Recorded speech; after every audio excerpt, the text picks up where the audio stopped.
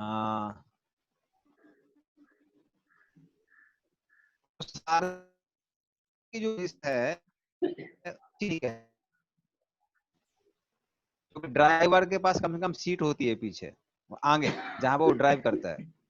लेकिन सारथी क्या है, सारथी की सीट भली आगे होती है, नहीं कहलाती है, क्योंकि ड्राइव आगे जहां वो ड्राइव करता है। लेकिन खासकर तो सारथी को आवाज सुनाई नहीं देती है, जो पीछे योद्धा है।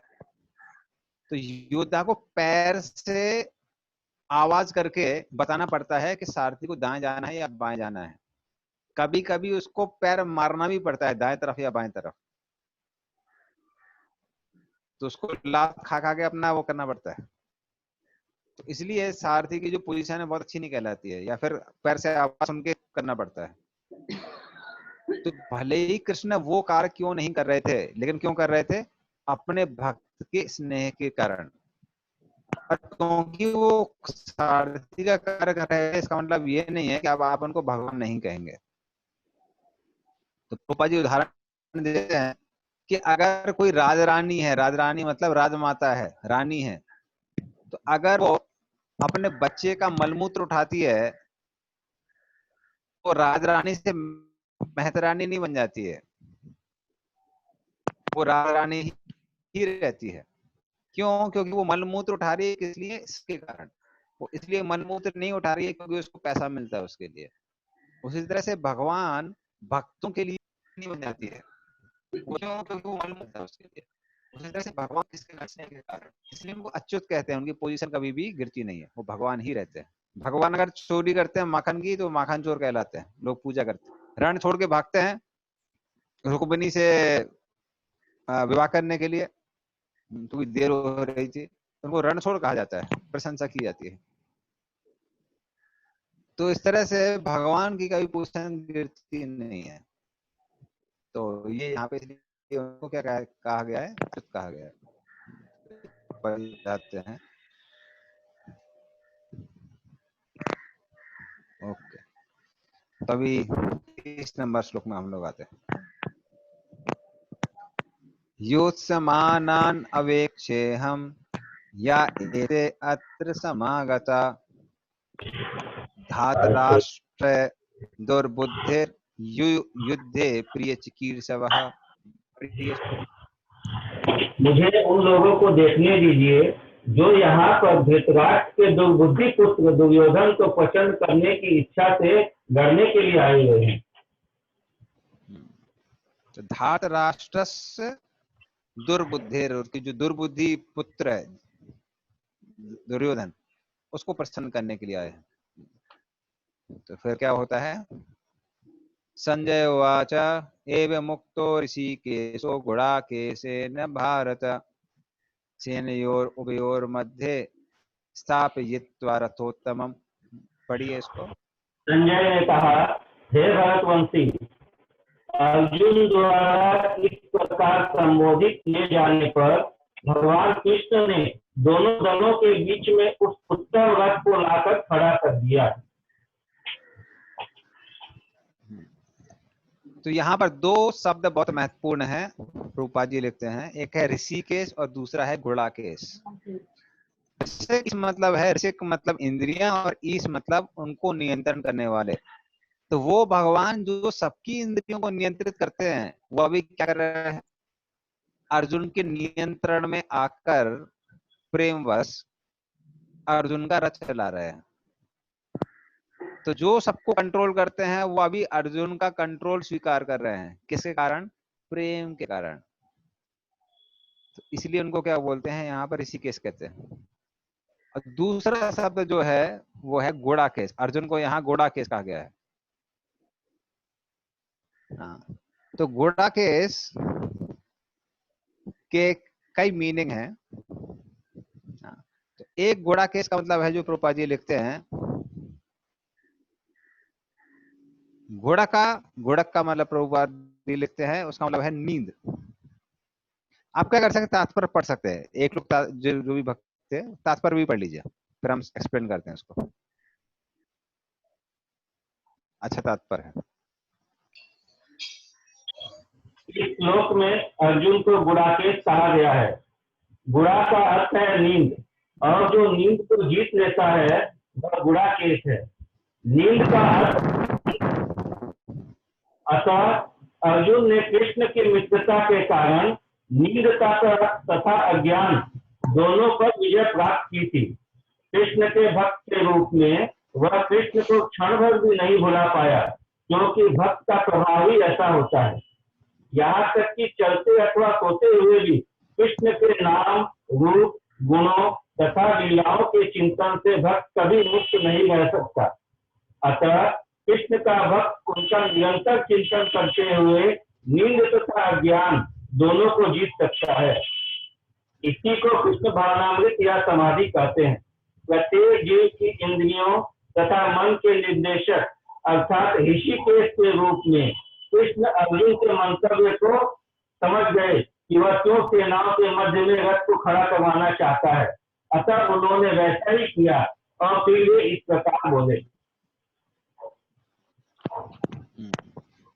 तो ऋषिकेश के रूप में उनको पता था, कृष्ण को पता था तो कि अर्जुन चाहता है कि वो दोनों रथों के बीच में, दोनों सेनाओं के बीच में रथ को खड़ा करे ताकि वो, और कृष्ण को पता था कि कुछ ही लोग हैं जिनके साथ युद्ध करने में अर्जुन हिचकिचाएगा। कृष्ण जानबूझ के रथ को उन लोगों के सामने खड़ा करते हैं, इसलिए भी ऋषिकेश है। जिनके साथ युद्ध करने में है गुड़ाकेश, तो गुड़ाकेश का एक प्रभुपाद जी उदाहरण देते हैं। गुड़क मतलब नींद। तो अर्जुन ने नींद में विजय प्राप्त की थी। तो दिन में वो द्रोणाचार्य से विद्या सीखता था और रात भर में उसको प्रैक्टिस करके परफेक्ट कर लिया करता था। इसलिए द्रोणाचार्य इतने प्रसन्न थे कि उन्होंने अर्जुन को वरदान दिया था कि तुमसे बड़ा योद्धा कोई नहीं होगा। तो दिन में सीखना और रात भर में परफेक्ट कर लेना, इसलिए भी उसको गुड़ाकेश कहते हैं। और प्रभुपाद जी बताते हैं कि जो भक्त है वो हमेशा कृष्ण के नाम, रूप, गुण, लीला में लगे रहते हैं। जैसे चैतन्य महाप्रभु, उन्होंने अपने भक्तों से बोला कि दिन भर हम संकीर्तन और रात भर सोते रहते हैं, तो हमको टाइम वेस्ट नहीं करना चाहिए। तो भक्त बोले हाँ, तो क्या क्या करना चाहिए? हमको रात भर भी कीर्तन करना चाहिए। तो दिन रात वो लोग कृष्ण सेवा में, तो ये एक कारण दिया। दूसरा कारण क्या दिया? घोड़ा का मतलब है तो तमोगुण। तो तमोगुण पे भी कृष्ण सेवा में लगे रहते हैं। क्या मतलब है तमोगुण? तो तमोगुण क्योंकि वो कृष्ण का भक्त है। तो जो भक्त है वो भक्ति के द्वारा तीनों गुणों के ऊपर चला जाता है, खासकर जो शुद्ध भक्त होते हैं। तो इसलिए भी उनको गुड़ाकेश कहते हैं। और तीसरा अर्थ गुड़ाकेश का दिया है, जो हमारे आचार्यगण बताते हैं, वह गुड़ आ का ईश। तो गुड़ का मतलब है गुड़, खाने वाला गुड़।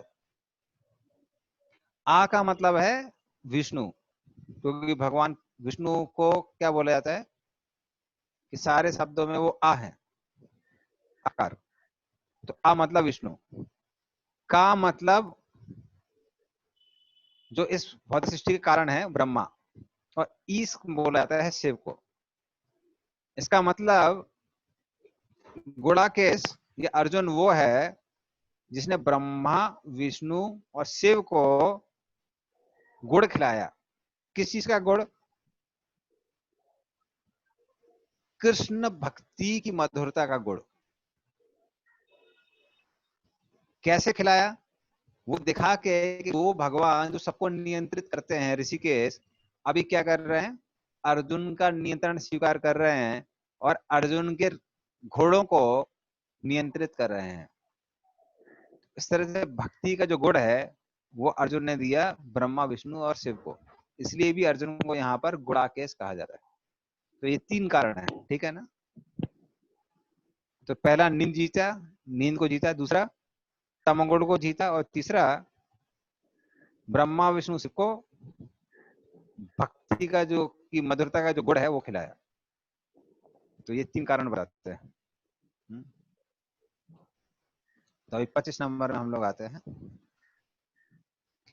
भीष्म द्रोण प्रमुखता सर्वेषां च महीचितम् उवाच पार्थ पश्येतान् संवेतान् कुरून् इति। विष्णु द्रोण तथा विश्व भर के अन्य समस्त राजाओं के सामने भगवान ने कहा कि हे पार्थ, यहाँ पर एकत्र सारे कुरुओं को देखो। हाँ, तो कृष्ण बोलते हैं तुम पूछ रहे थे ना ये दुर्बुद्धि दुर्योधन का साथ देने के लिए कौन कौन आए हैं। कृष्ण क्या बोलते हैं, देखो भाई ये लोग हैं, और सीधे रथ किसके सामने खड़ा करते हैं, भीष्म देव और द्रोणाचार्य के सामने खड़ा करते हैं। ये जो आपके पितामह और आपके जो अध्यापक हैं, यही दुर्बुद्धि दुर्योधन का साथ देने खड़े हुए हैं, आपको उनके साथ युद्ध करना है। क्योंकि कृष्ण को मालूम था कि अगर वो दुर्योधन या दुशासन के सामने अर्जुन के रथ को स्थापित करते तो अर्जुन कभी भी विचलित नहीं होता, विषाद में नहीं आता। लेकिन उनको पता था कि अर्जुन को दिक्कत होगी सिर्फ दो लोगों के साथ में, द्रोणाचार्य और भीष्म देव।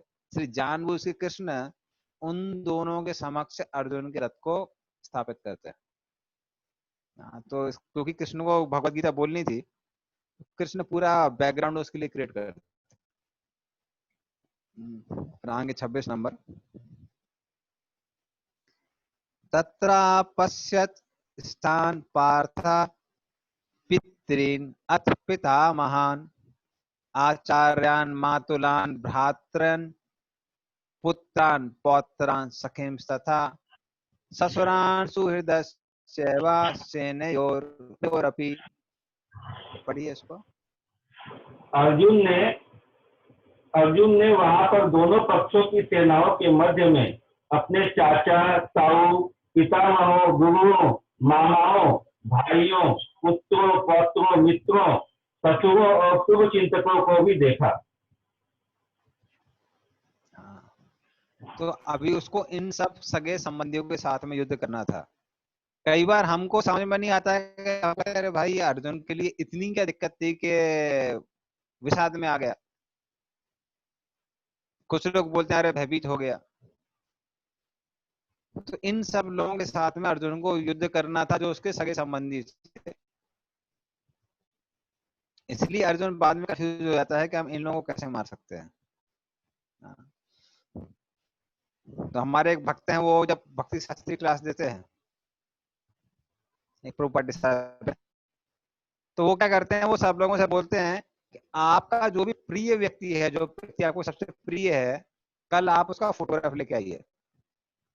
तो सब लोग अपने अपने प्रिय व्यक्ति का फोटोग्राफ लेके आते हैं, कोई माता का, कोई पिता का, कुछ बच्चों का। और फिर वो कहते हैं इन सबको सामने जो नोटिस बोर्ड लगा हुआ है उसमें टैग कर दीजिए, लगा दीजिए। सब लोग टैग कर देते हैं। और फिर उसके बाद वो क्या करते हैं, वो कहते हैं सब लोग अपना अपना जूता उतारिए, जूता चप्पल सैंडल जो भी है उतारिए।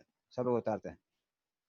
फिर कहते हैं कि अभी जो ये फोटो है आपकी, जो सबसे प्रिय व्यक्ति है, उसको जूता मारिए। सब लोग कांप जाते हैं, बोले ये क्या है, ये भक्त हैं अभक्त हैं, क्या बोल रहे हैं कि हमारा जो प्रिय व्यक्ति उसको हम जूता मारेंगे। तो वो फोटो में और उस व्यक्ति में बहुत अंतर है। तब भी लोग क्या करते हैं, उस फोटो में जूता चप्पल चलाने से हिचकिचाते हैं। लेकिन यहाँ पर अर्जुन को क्या करना था, उन्हीं बंधु बांधवों को मारना था, सिर्फ फोटो पे जूता चलाना था। इसलिए अर्जुन की जो समस्या थी वाकई में विकट समस्या थी। और ये भक्त है, कोई अभक्त नहीं है कि भाई जिसको किसी से स्नेह नहीं है। भक्त को सबसे स्नेह होता है। तो इसलिए अर्जुन की समस्या वाकई में बहुत मुश्किल मुश्किल की समस्या थी।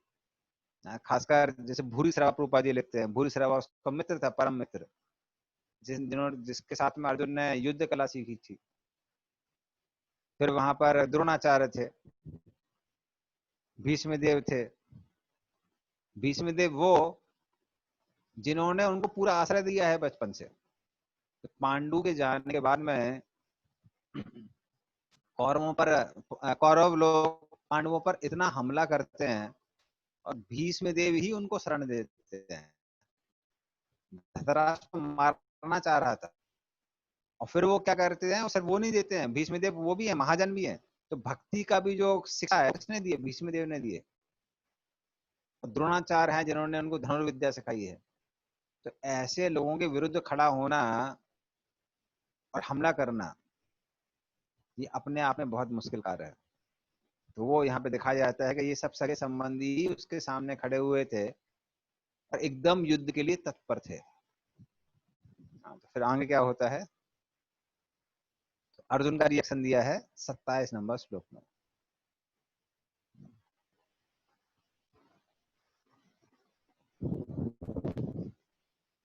तान समीक्ष स कौन्तेय सर्वान् बन्धूनवस्थितान् कृपया परयाविष्टो विषीदन् इदम् अब्रवीत्।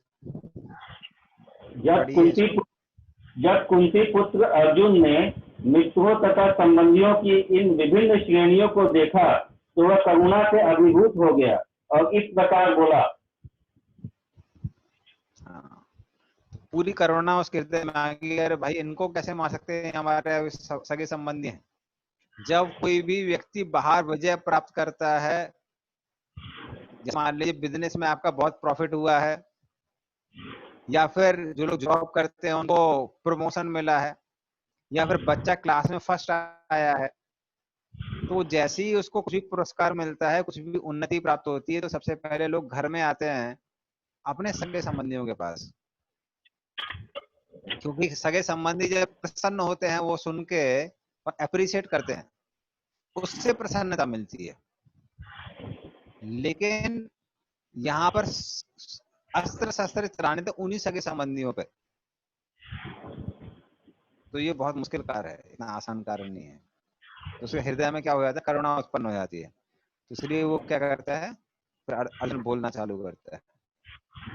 अर्जुन वाचा दृष्वेमं स्वजनं कृष्ण युत्सं समुपस्थितं सीदन्ति मम गात्राणि मुक्चा परिशुष्यति।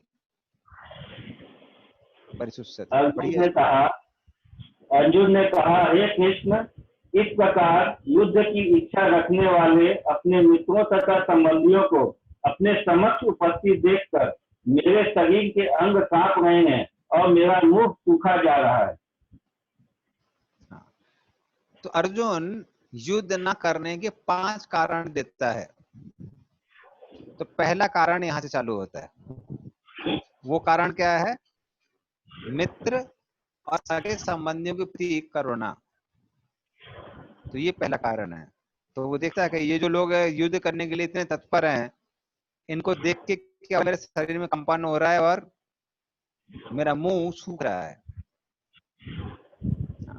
तो प्रभुपाद जी बोलते हैं ये जो कंपन है वो कृष्ण प्रेम का कंपन नहीं है, ये किसी कारण है, करुणा के कारण कंपन आ रहा है ना। तो इसलिए ये कंपन हो रहा है। उसको लग रहा है कि ये लोग अभी मरने वाले हैं, इनको हम कैसे मारेंगे।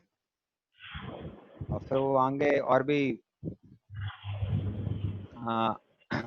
लक्षण बताता है 29 नंबर श्लोक में। भवतु सच्चा शरीरे में रोम हर्षायते गांडीवम श्रमसते हस्तात् त्वक्चैव परिधयते। पढ़िए इसको। मेरा सारा शरीर कांप रहा है, मेरे रोंगटे खड़े हो गए हैं, मेरा गांडीव धनुष मेरे हाथ से सरक रहा है और मेरी त्वचा जल रही है। हाँ, तो वो कांप रहा, शरीर कांप रहा है। तो प्रभुपाद जी बोलते हैं शरीर का कंपन होना या फिर रोंगटे खड़े होना, ये कृष्ण प्रेम जब होता है तब होता है, या फिर बहुत भय होता है तो होता है। और यहाँ अर्जुन भयभीत था, तो यहाँ पे कृष्ण प्रेम के लक्षण नहीं दिखा रहा था, यहाँ पर भय भय दिखा रहा था। और भय किस बात का था कि अरे बाप रे, ये सारे के सारे सगे संबंधी, इन सबको मुझे मारना पड़ेगा। तो इसलिए वो भय हो रहा था कि इनको मैं कैसे मार सकता हूँ।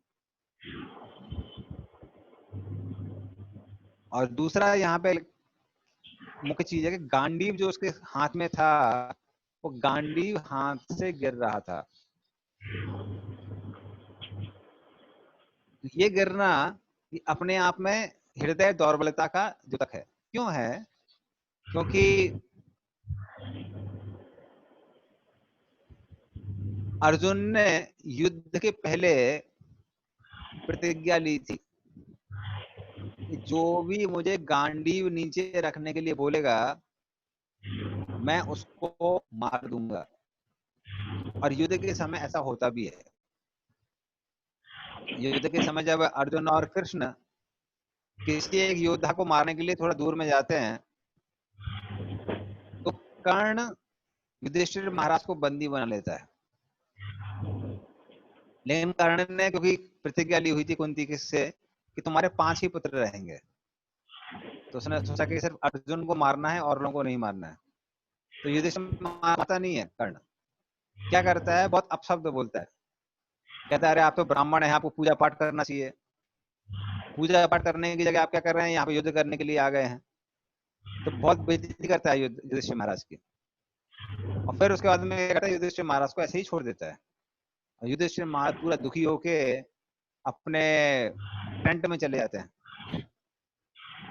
जहां भी उनका सामने आने लगा था वहां चले जाते हैं। और जब अर्जुन और कृष्ण को खबर मिलती है कि युधिष्ठिर महाराज को कर्ण बंदी बना लिया है, तुरंत के तुरंत वो लोग युधिष्ठिर के टेंट में आते हैं। और अर्जुन युधिष्ठिर से पूछता है कि आप ठीक ठाक हैं क्या। तो युधिष्ठिर जैसे अर्जुन को देखता है बोलता है अरे तुम्हारे जैसे वीर भाई हो तो फिर बात अलग है। आज कर्ण ने मेरी बेइज्जती की है, शायद तुम कर्ण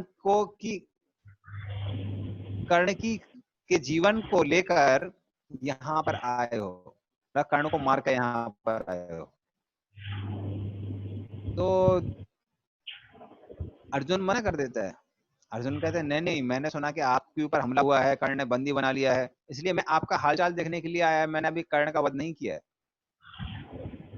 जब युधिष्ठिर महाराज ये सुनते हैं तो बहुत क्रोधित हो जाते हैं।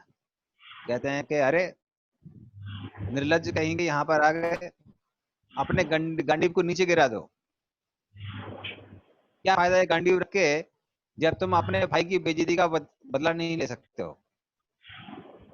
जब अर्जुन वो सुनता है कि मेरे गांडीव को नीचे रखने के लिए बोला, अपनी तलवार निकाल लेता है युधिष्ठिर महाराज को मारने के लिए।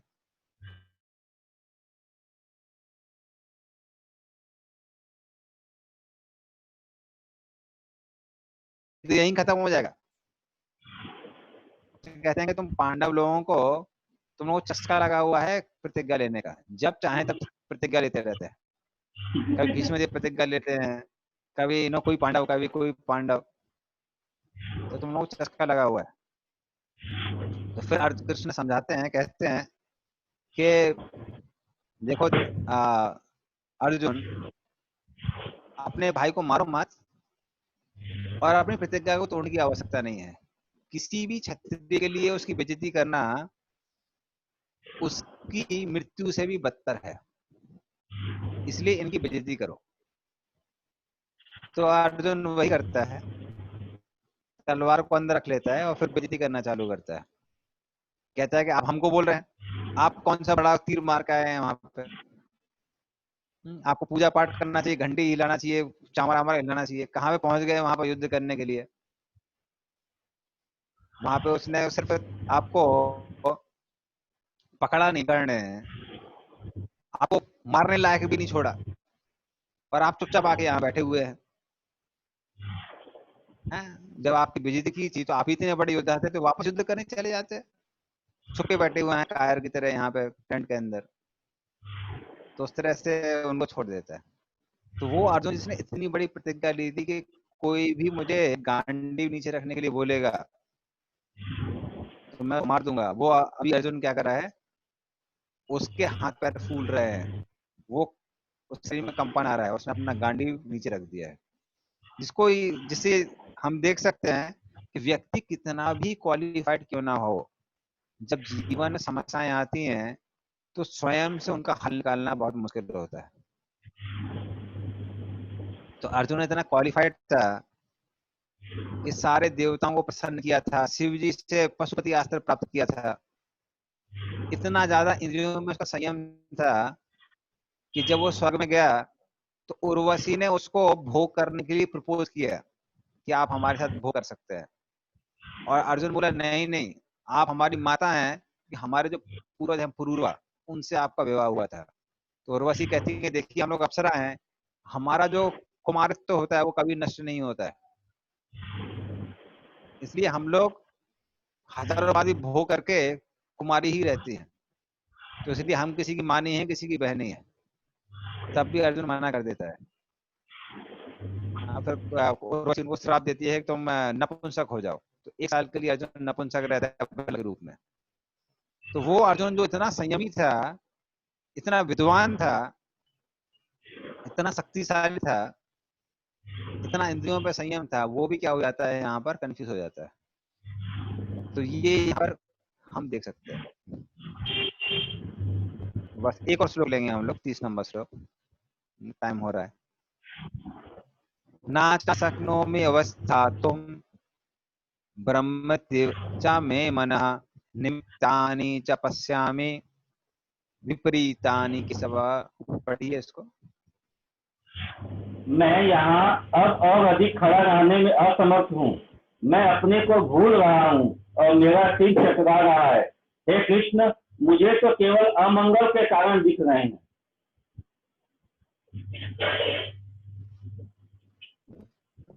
हाँ, तो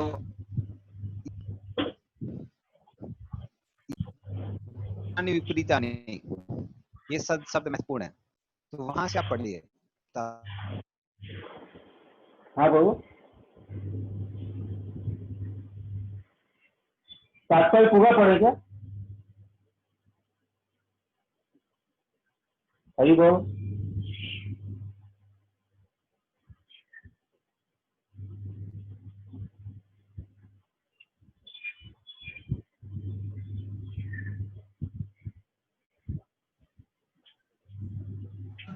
तो निमंताने विवर्ताने से पढ़ना है। हरे कृष्णा, आवाज नहीं आ रहा।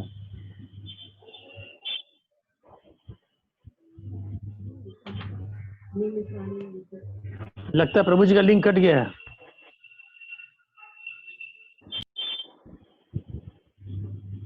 टाइम भी तो हो गया।